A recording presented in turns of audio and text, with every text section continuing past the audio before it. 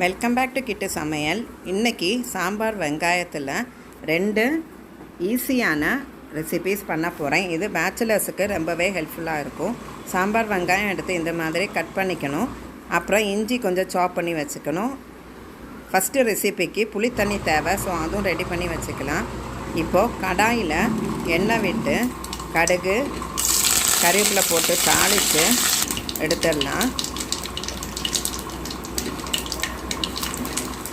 1 spoon வெந்தயத்தூள் போட்டுக்கணும்.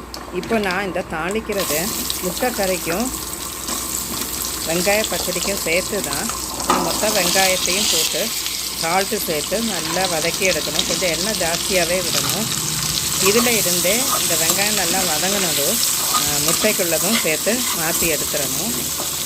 இப்போ ஒரே டைம் 2 ரெசிபியும் பண்ணுறதுனால நான் மொத்தமாகவே வதக்கி எடுக்கிறேன்.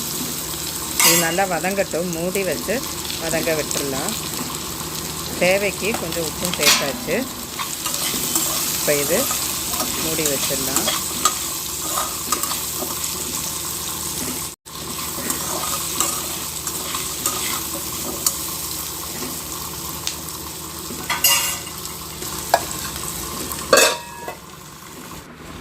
இப்போது தேவையான முட்டை நல்லா ஃபுல் பாயில்டு ஆக்கணும். அது நல்லா வேக விட்டு ரெடி பண்ணி எடுத்துடணும். முட்டை வேகட்டும். புளி தண்ணியும் ரெடி பண்ணி வச்சாச்சு. அடுத்தது அந்த இஞ்சியை மிக்சியில் போட்டு அடித்த இஞ்சியை கொஞ்சம் எண்ணெயில் விட்டு வதக்கிட்டு அதில் கொஞ்சம் புளி தண்ணியை விட்டுறணும். அப்புறம் கொஞ்சமாக சாம்பார் தூள் எடுத்து அந்த புளி தண்ணி கூட மிக்ஸ் பண்ணி ரெடி பண்ணி வச்சிடலாம். அந்த வெங்காயம் நல்லா வதங்கினதும் இந்த புளி தண்ணி கூட சேர்த்துக்கணும். 1 ஸ்பூன் மஞ்சத்தூளும் சேர்த்தாச்சு. அப்புறம் 1 ஸ்பூன் காஞ்ச மிளகாத்தூளும் சேர்த்துக்கணும். காரத்துக்கு ஏற்ற மாதிரி சேர்த்துக்கலாம். இப்போ இந்த வெங்காயத்தை கூட பச்சை மிளகாவும் போட்டு நல்லா வதங்கிட்டு இருக்குது. அந்த வதங்கிட்டு இருக்கிற வெங்காயத்தை இந்த திளைக்கிற புளி தண்ணி கூட சேர்த்து நல்லா திளைக்க விடணும்.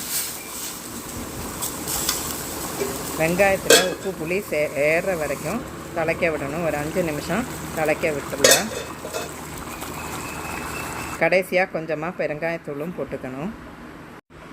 இப்போ இந்த ருசியான வெங்காய பச்சடி ரெடி ஆகிடுச்சு. இது சாதத்துக்கு அப்புறம் இட்லி தோசைக்கு எல்லாத்துக்குமே நல்லாயிருக்கும். இது பேச்சுலர்ஸுக்கு ரொம்பவே ஹெல்ப்ஃபுல்லாக இருக்கும். இந்த சாம்பார் வெங்காயத்தில் பண்ண பச்சடி ஈஸியான ஒரு ரெசிபி இது. அடுத்தது நம்ம அந்த மீதி இருக்கிற வதக்கின வெங்காயத்தில் அந்த வேக வச்ச முட்டையை தோல் எடுத்துகிட்டு சேர்த்துடணும். இதில் தேவைக்கு உப்பு, மஞ்சத்தூள், காரத்துக்கு காஞ்ச மிளகாத்தூள், அப்புறம் 1 ஸ்பூன் மிளகுத்தூள் இதெல்லாம் சேர்த்து நல்லா வதக்கணும். சோம்பு தூள் இருந்தால் அதுவும் சேர்த்துக்கலாம். ஸோ இதில் போட்டு நல்லா தீயை கம்மியாக வச்சு தேவைக்கு எண்ணெய் விட்டு நல்லா வதக்கி எடுத்துடலாம். இப்போ இந்த முட்டையும் ரெடி ஆகிடுச்சு. ஸோ இந்த சாம்பார் வெங்காயத்தில் பண்ண இந்த 2 ஈஸியான ரெசிபி உங்களுக்கு பிடிச்சிருக்கும்னு நினைக்கிறேன். இது ஸ்பெஷலாக பேச்சுலர்ஸுக்காக இந்த ரெசிபி நான் போட்டிருக்கேன். தேங்க்ஸ் ஃபார் வாட்சிங் this video. Please do like, share and subscribe Kittu சமையல்.